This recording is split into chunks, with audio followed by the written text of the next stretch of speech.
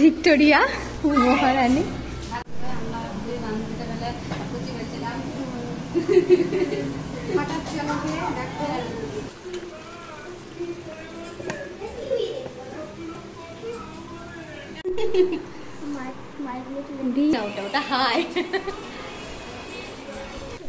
Good morning. ঘড়িতে বাজে এখন সকাল 10টা আর আজকে হচ্ছে রবিবার। রবিবার তো তিধার স্কুলটা ছুটিই থাকে, তো এখন একটা নতুন টিউশন দিয়েছি দিদাকে, তো সেটা মানে রবিবারের দিনই আর কি সকালে পড়াতে আছে। আর কয়েকদিন ধরে রিঙ্কিদের বাড়িতে রিঙ্কি আমাকে ইনভাইট করেই যাচ্ছে, কিন্তু সময় আর সুযোগ কোনোটাই হয়ে উঠছে না। আর যেহেতু রবিবার সানডে একমাত্র ছুটির দিন, তো আমরা কেউ কাউকে ইনভাইট করলে ওই সানডেতেই বিশেষ করে করি, কারণ সারাদিন একটু সময় কাটানো যায়, দুজন মিলে একসাথে গল্প করা যায়। তো দেখো এখন রেডি হয়ে নিয়েছি, আর বৌদি আমি ত্রিধা সবাই মিলে যাব। আর যেহেতু এখন একটু ঝড় বৃষ্টির টাইম, তো দরজাটা জানলাগুলো সব বন্ধ করে দিয়ে যেতে হবে, বাই চান্স বৃষ্টি চলে আসলে খাটমাটগুলো একদমই ভিজে যাবে। তো এখন তো কোথাও গেলে একটাই হেয়ার স্টাইল, আর যেহেতু স্নান করেছি চুলটাও ভেজা, সেটা হচ্ছে খোপা ছাড়া আর কিছু কাজ নেই। প্রেগনেন্সির টাইমে অনেকেরই কিন্তু ক্রিম, ফেস ওয়াশ, তারপরে হচ্ছে মুখের কোনো মুখে মাখা, এইগুলোতে কিন্তু অনেকেরই গন্ধ লাগে। তো ফার্স্ট প্রেগনেন্সিতে আমার ভীষণ গন্ধ লেগেছিলো। যাই হোক সেকেন্ডটায় সেসব গন্ধ লাগে না, কিন্তু মানে মুখের অবস্থা এতটাই খারাপ, পুরো একদম গোটা মুখটাতে কালো ছোপ দাগ পড়ে গেছে, চোখ বসে গেছে। তো সেই জন্য আর এখন তেমনভাবে কোনো ময়েশ্চারাইজারও, আমার তো মর্নিং নেকটারটা ইউজ করতাম, এখন আবার তিধার বেবি জনসন ক্রিমটাই ব্যবহার করছি। আর খুব ঘামছি, হালকা করে একটু পাউডার দিয়ে দিই। আজকে কিন্তু গরমটা ভীষণ পড়েছে, বাইরে বুঝতেই পারছো রোদ, আর বৃষ্টি হলে যদি রোদ দেয় তাহলে তো একটু মানে ভাবটা উঠে তো একটু গরম লাগবেই। তো এই যে বেরিয়ে পড়েছি, আর একটা টোটো ধরে মাঝ রাস্তাতে একটা মিষ্টির দোকান ছিল, সেখান থেকে একটু মিষ্টি আর কোল্ড ড্রিঙ্কস নিয়ে নিলাম বান্ধবীর বাড়ির জন্য। এখান থেকে সোজা চলে যাব আমাদের বাড়ি থেকে ওদের বাড়ি, ওই মোটামুটি ওই 1 কিলোমিটার দূরত্ব হবে, হয়তো 1 থেকে 1.5 কিলোমিটার, 1.5 কিলোমিটারও হবে না, তা 1.5 কিলোমিটারই ধরলাম। তো বৌদি, আমি আর ত্রিধা তিনজন মিলে রেডি হয়ে গেছি, আর দেখো চলেও এসেছি। হয়েছে চলো যাওয়া যাক। পণ্ডিত জানো না, তাই সব কিছুতেই এত হিটো ফাটা। বেরো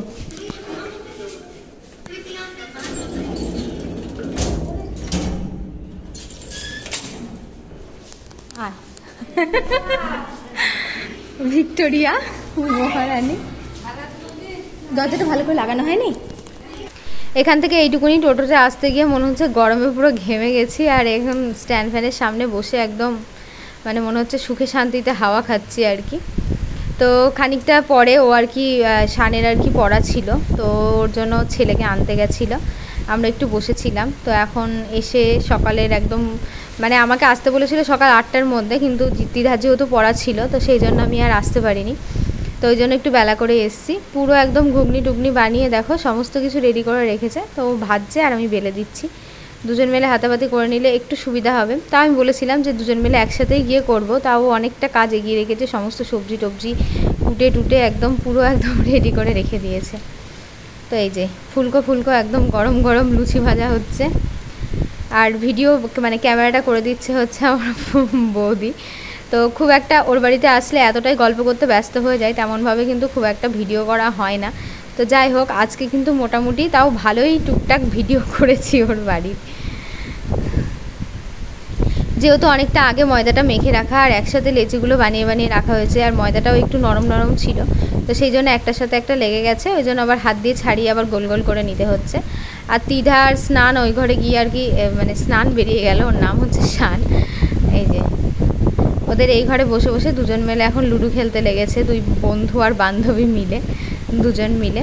তো আমরা এখন আর কি রাখছি যে খেয়ে নিবি, তারপরে যাহাই হবে। আর এখন মোটামুটি ওই 11টার মতো বেজে গেছে, মানে 10:30টার সময় ধরো ঢুকেছিলাম ওদের বাড়িতে, তারপরে ও শানকে নিয়ে আসলো। তো রাজমা আর মটর দিয়ে একটুখানি ঘুগনি, মানে রাজমার সাথে মিক্স করে মটর দিয়েছে। রাজমাটা কিন্তু খেতে খুব একটা খারাপ লাগে না, আর আমাদের ওয়েস্ট বেঙ্গলেই রাজমার প্রচলনটা একদমই কম, বাইরের দেশে গেলে তো রাজমার প্রচুর ডিম্যান্ড। রাজমা আমার বেশ পছন্দের একটা খাবার, কিন্তু আমার বরের আবার একদমই পছন্দ না। তো সকালে ব্রেকফাস্ট করে দেখো একটুখানি বসে গল্প করে এখন এই যে ভাতটা হয়ে গেছে, ভাতের ফ্যান ঝরিয়ে দিয়েছে, আর এদিকে রান্নাবান্না হচ্ছে। তো চলো একবার দেখিয়ে দিই, রান্নাবান্না প্রায় কমপ্লিট, শেষের দিকে। তো এখানে হয়েছে পনির রান্না হয়েছে, তো আর এখানে চিকেনটা এখনও হচ্ছে। দুজন মিলে হাতাবাতি আর কি করে নিলাম। আর ও হচ্ছে তোমার এদিকে গ্যাসে দুই দিকে তোমার একদিকে চিকেন, একদিকে ভাজাভুজো হচ্ছে, একদিকে ডাল হচ্ছে, ওদিকে তোমার ইন্ডাকশানে ভাত চাপিয়ে দিয়েছে। যেহেতু একটু দেরি হয়ে গেছিলো ওই জন্য তিনটেতে একসাথে করে নিল বলে খুব তাড়াতাড়ি হয়ে গেছে।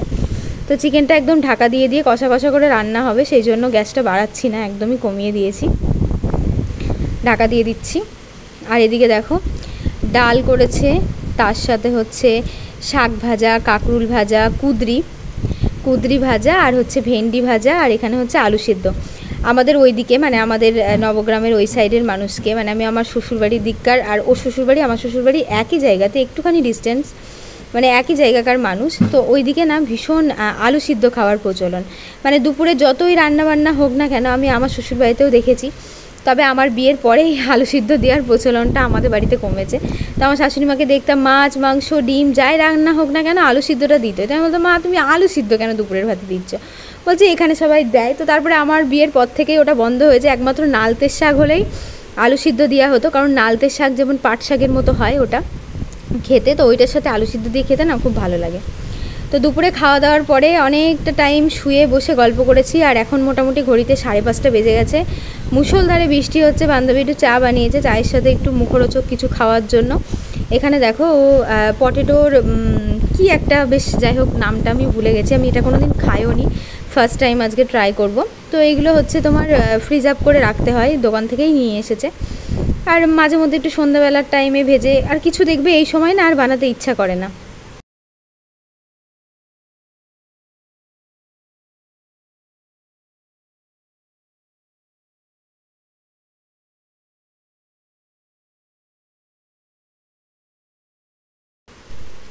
তো প্রচণ্ড বৃষ্টির পরিমাণে আমরা বিকালে আর বেরোতে পারিনি, বেরোতে এখন প্রায় 6:10 বেজে গেছে।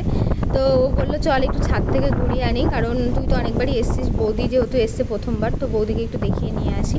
আর প্রচণ্ড দেখো বৃষ্টি হলো, মানে এত পরিমাণে বৃষ্টি, আর এখনও কিন্তু মেঘ আছে আকাশে, বৃষ্টি হয়ে যাবে ছাদ ঠিক নেই।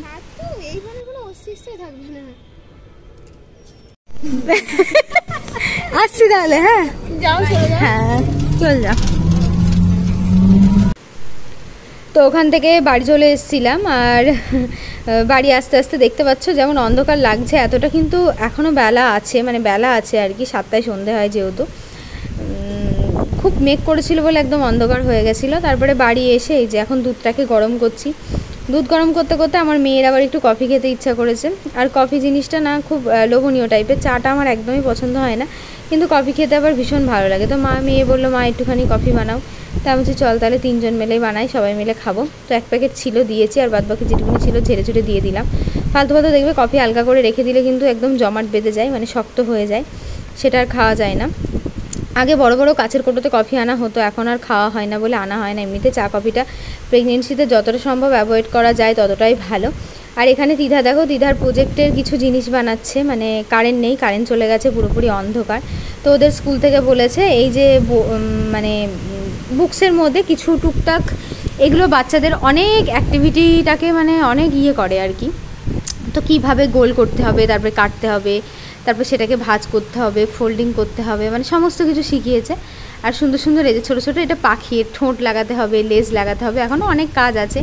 যাই হোক দেখতে অদ্ভুত লাগলেও বাচ্চাদের এটা একটা অ্যাক্টিভিটি বলতে পারো, বাচ্চাদেরকে শেখানোর জন্য। তো ওই প্রজেক্টগুলো করছে, আর আমি ভাবছি অন্ধকারের মধ্যে আর কী করবো। তো মা বলছে মা আমার আঠাটা একটু খুঁজে দাও। আমার মেয়েকে, আমার যেহেতু বাড়ির কাছে বাজার নেই, যেটা সত্যি কথা, তো মেয়েকে যদি কোনো জিনিস আমি কিনে এনে দিই ও এত উল্টোপাল্টা করে নষ্ট করে দেয়, যখন দরকার হয় তখন আর সেই জিনিসটা পাওয়া যায় না। এই যে আঠাগুলো প্রত্যেক মানে মাসে মাসে 2টো করে কিনে দেওয়া হয়, কিন্তু ও পুরো নষ্ট করে ফেলে, এটা ওটা সেটা যা পারবে একদার থেকে বানাবে, আর যখন দরকারি একটা স্কুলের কোনো প্রজেক্ট বানাতে দেবে তখন আর আঠা থাকবে না। আর আজকে যেহেতু বিকাল থেকেই বৃষ্টি হচ্ছে, আমি তো ধরো যেতেও পারিনি, আর আমার খেয়ালও নেই অতটা যে আঠা লাগবে। আর এখানে দেখো একটা গ্রিটিংস কার্ড টাইপের বানিয়েছে, যেগুলো আমরা ছোটোবেলায় কিনতাম, মানে নতুন বছর উপলক্ষে, হ্যাপি নিউ ইয়ার। আর ও টিচার্স ডে কবে তার নেই ঠিক।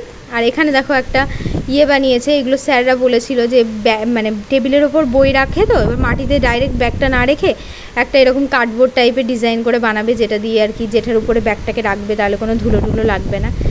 আর চারিদিকটা পুরো অন্ধকার। আমি এই ঘরে একটুখানি জানলাটা খুলে দিয়ে বসেছি, প্রচণ্ড পরিমাণে হাওয়া দিচ্ছে, মানে ঠান্ডায় মনে হচ্ছে বুকটা পুরো একদম কুলকুল ব্যাপার হয়ে যাচ্ছে।